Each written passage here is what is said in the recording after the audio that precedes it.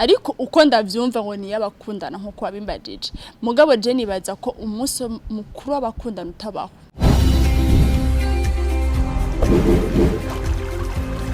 Televiziyo Tanganyika.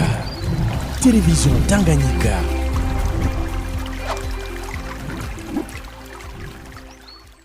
Nshuti namwe bakunzi ba televiziyo Tanganyika turabaramukije aho muherereye hose. Nitwa Bavumiragiye Vodi nk'abantu umenyesha makuru wa televiziyo Tanganyika. Tukaba tuzi ko turi mu bihe aho abantu benshi bariko barahimbaza umunsi mukuru w'abakundana.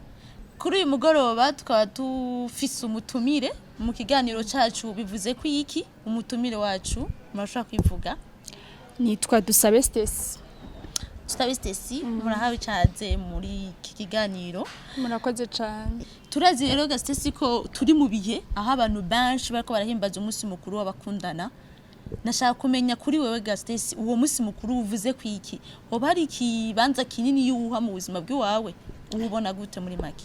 Je ico novuga kinini yinya na gito sinzi ariko umunsi w'abakundana nibaza ko utabaho.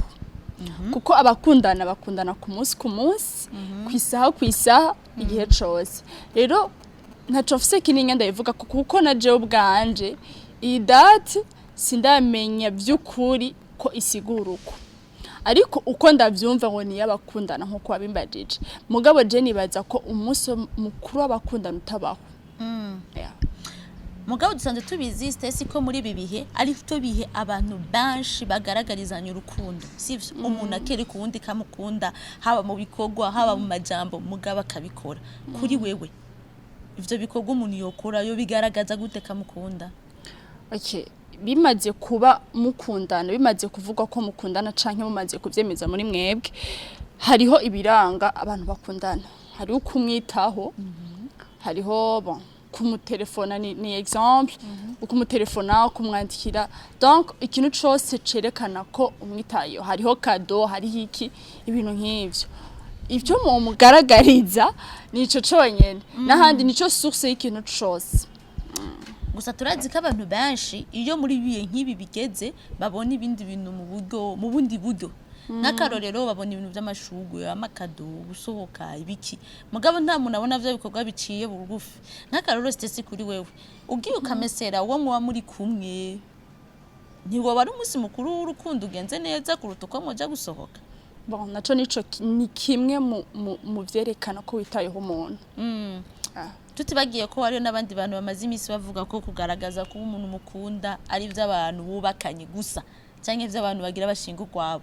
None uvuga ko abandi batagira bashinga urwabo canke ndati twavuga ko bo umunsi mukuru utabaraba canke badafise uburenganzira bwo kugira mu ruhara? Je nibaza ko iyo umuntu abwiye uwundi ko amukunda nuko afise objectif intumbero iyo bariko baraja kuko nibaza ko fiançailles na copinage ari ibintu bibiri bitandukanye. Copinage je aho maze kugeza bamaze kunsigurira ni ca kintu ukora no munsi ejo kikaba giheze. Fiançailles najo ni kintu gifise intumbero ariko guhebana nako birabamwe muga muhebana mufise intumbero mwariko. Rero uwo munsi mukuru nyimba khayera ariwo uba ku bantu bose bakundana n'abagenzi bagiye bitwa meilleur baba ari umunsi wabo. Rero hariho meilleur ami hariho abari muri fiançailles hariho abubatse umva uwo munsi mukuru nibaza ko bose ari bihe byabo. Tuvuge gute twavuga ko iki naho kuri bade abantu usanga batanga agashugwe kuko abantu benshi umunsi mukuru nk'uyu ugeze nta kindi babona ataragashugwe. Kuri wewe agashugwe naco ko kubwira kanini canke gato uko kwa bakameze kose agashugwe naco kakubwiye? Jewe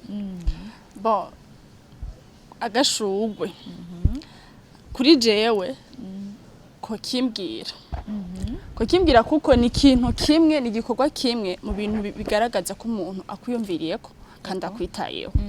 Rero nibaza ko agashugwe utundi tuntu cadeau kumusohokana utuntu nk'utwo natwo ni byinshi cyane mu bintu byo kwitaho ukunda biragaragaza neza ko kameme niho abantu benshi bavuga ati uyu muntu arafitiye confiance.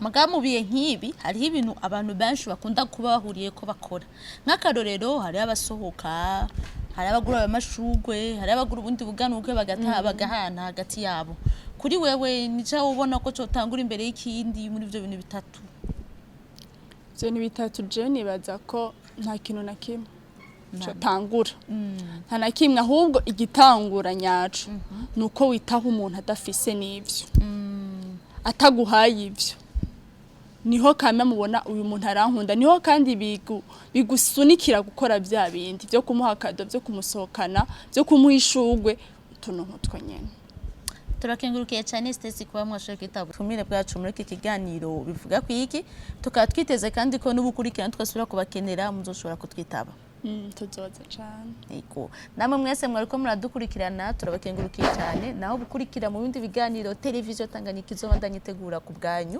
tutibagira kandi yuko mwoshobora kugira partage share na commentaire mukanadukurikirana ku mbuga zacu nyinshi dusanzwe dufise YouTube Twitter Facebook ciao naho bukurikira